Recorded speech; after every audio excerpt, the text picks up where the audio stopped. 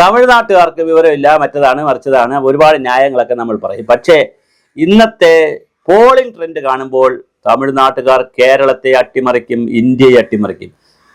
2 കോടിയിലധികം ആളുകൾ ഉച്ചയ്ക്ക് മുമ്പേ വോട്ട് ചെയ്ത് കഴിഞ്ഞു. 4 കോടിയിലധികം ആളുകളാണുള്ളത്. അതിൽ അത്രയും വോട്ടുണ്ടോന്ന് അറിയില്ല. പക്ഷെ 2 കോടിയിലധികം, 50%, മൊത്തം ജനസംഖ്യയുടെ 50%-ലധികം ആൾറെഡി വോട്ട് ചെയ്ത് കഴിഞ്ഞു. നടൻ അജിത്ത് രാവിലെ തന്നെ ചെന്നൈയിൽ വോട്ട് ചെയ്തതായ വാർത്ത വന്നു. ഇന്നലെ വിജയ് വളരെ വലിയ തലയിൽ കൈവച്ച് വിളിച്ചുകൊണ്ട് പ്രാർത്ഥിച്ചുകൊണ്ട് സകല ജനങ്ങളെയും ഇളക്കി മറിക്കുന്നത് കണ്ടു. വീടുകളിൽ കൊച്ചുകുട്ടികളൊക്കെ വിജയ് ഫാനായി മാറി. അവർ മുതിർന്നവരിൽ നല്ല സമ്മർദ്ദം കൊടുക്കുന്ന റീലുകളും വീഡിയോ ഒക്കെ വന്നിട്ടുണ്ട്. എല്ലാവരും വിജയിന് വോട്ട് ചെയ്യണമെന്ന് പറഞ്ഞ് വിജയ് തരംഗം തമിഴ്നാട്ടിൽ വലിയ തോതിൽ ഇറങ്ങിയിട്ടുണ്ട്. ഇതിനിടയിലാണ് അണ്ണാമലയുമായിട്ടുള്ള ഒരു ഇന്റർവ്യൂവിൽ, ഒരു കാരവാനിൽ വെച്ചുള്ള ഇന്റർവ്യൂവിൽ അണ്ണാമലയും പറയുന്നുണ്ട്, തീർച്ചയായിട്ടും വിജയ് സ്വാധീനം വളരെ വലിയ രീതിയിൽ തമിഴ്നാട്ടിൽ ഉണ്ടാകാനുള്ള സാധ്യതയുണ്ട്.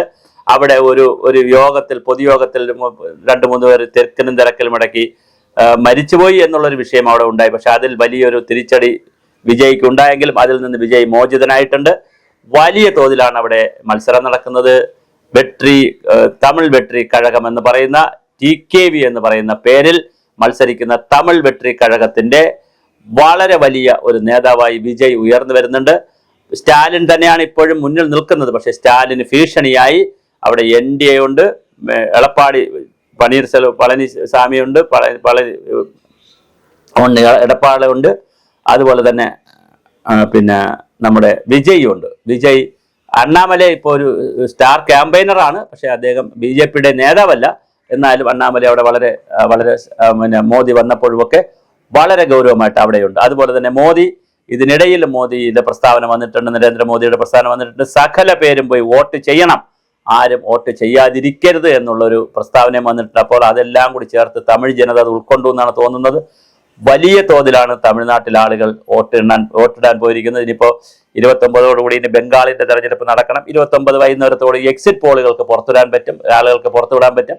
4-ാം തീയതി എണ്ണുകയും ചെയ്യും. വളരെ അടുത്ത് 23 ഇനിയിപ്പോൾ എല്ലാം കൂടി ഒരാഴ്ച കൊണ്ട് 1.5 ആഴ്ച കൊണ്ട് എല്ലാം കഴിയും. പക്ഷേ തമിഴ്നാട്ടിൽ വലിയ വിജയ് തരംഗമാണ് ഇപ്പോൾ കാണുന്നത്.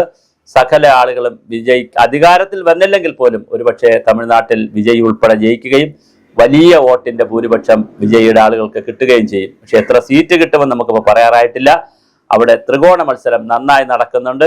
AIADMKയും BJPയും തമ്മിലുള്ള ഒരു കൂട്ട്, സ്റ്റാലിന്റെ കൂടെ PDPയും SDPIയും കോൺഗ്രസും കമ്മ്യൂണിസ്റ്റ് പാർട്ടിയും എല്ലാം കൂടി ഒന്നിച്ച് നിൽക്കുന്ന ഒരു മുന്നണിയായിട്ട് നിൽക്കുന്ന DMK മുന്നണി, പിന്നെ NDA മുന്നണി അവിടെയുണ്ട്, BJPയും ADMK ഉള്ള, പിന്നെ അതുപോലെ വിജയുടെ പാർട്ടി അവിടെ മത്സരിക്കുന്നുണ്ട്. പിന്നെ വിജയകാന്തിന്റെ പാർട്ടി, കൊച്ചു പാർട്ടികളുണ്ട് അവിടെ. പിന്നെ കമലഹാസന്റെ പാർട്ടി DMKയുടെ കൂടെയാണ്. അങ്ങനെ കുഞ്ഞു പാർട്ടികളുണ്ട്. എന്തായാലും തമിഴ്നാട് രാഷ്ട്രീയം ഇളകി മറിയുകയാണ്. ഈ ചൂട് തമിഴ്നാട്ടിലും ഉണ്ട്, തമിഴ്നാടിന്റെ പുറത്തെ ചൂട് രാഷ്ട്രീയത്തിലുമുണ്ട്. അതികഠിനമായ ചൂടിലേക്കാണ് തമിഴ്നാട് പോയിക്കൊണ്ടിരിക്കുന്ന രാഷ്ട്രീയം. അവിടെ വലിയ വോട്ടിംഗ് പാറ്റേൺ ആണ് സംഭവിച്ചുകൊണ്ടിരിക്കുന്നത്. അത് ആരാണ് ഈ വോട്ടിംഗ് പാറ്റേണിന്റെ ഗുണഭോക്താക്കളെന്ന് നമുക്കറിയാൻ കഴിയില്ല.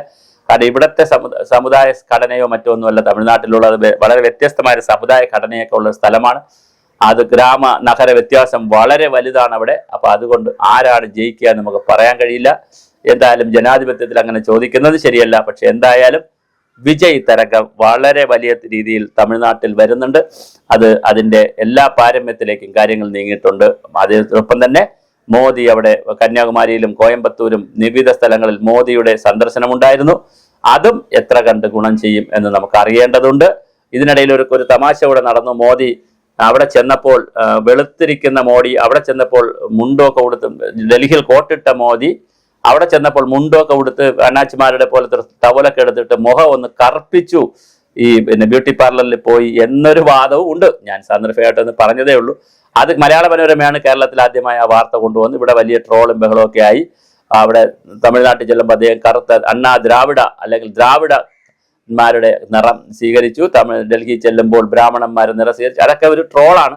പക്ഷെ എന്തായാലും അങ്ങനെയൊക്കെ സംഭവിച്ചു. ഇനി അത് ഷെയ്ഡിൽ വന്നതാണോ അതോ ക്ഷീണം കൊണ്ട് വന്നതാണോ, എങ്ങനെയോ ഒരു ചെറിയ ഷെയ്ഡ് ഉണ്ട് തമിഴ്നാട്ടിൽ നിന്ന് വരുന്ന ഫോട്ടോകൾ. എന്തായാലും അതോ ഇനി ഈ മാനിപ്പുലേഷനാണോ നമുക്കിതൊന്നും അറിയില്ല. പക്ഷേ തമിഴ്നാട്ടിൽ ഇപ്പോൾ ഗൗരവമായി നടക്കുന്ന രാഷ്ട്രീയം വിജയ് തരംഗം വളരെ ഗൗരവമാണ്. ഒരുപക്ഷെ ഇപ്രാവശ്യം വിജയ് അധികാരത്തിൽ വന്നില്ലെങ്കിലും തൊട്ടടുത്തിനി വിജയിയുടെ രാഷ്ട്രീയമാണ്. വിജയത്തിന്റെ രാഷ്ട്രീയമായി തമിഴ്നാട്ടിൽ വരാൻ പോകുന്നത്. വരാനിരിക്കുന്ന തമിഴ്നാട് രാഷ്ട്രീയം വിജയിക്കുള്ളതാണ് എന്നുള്ളതാണ് ഈ തെരഞ്ഞെടുപ്പ് നൽകുന്ന വലിയ പാഠം.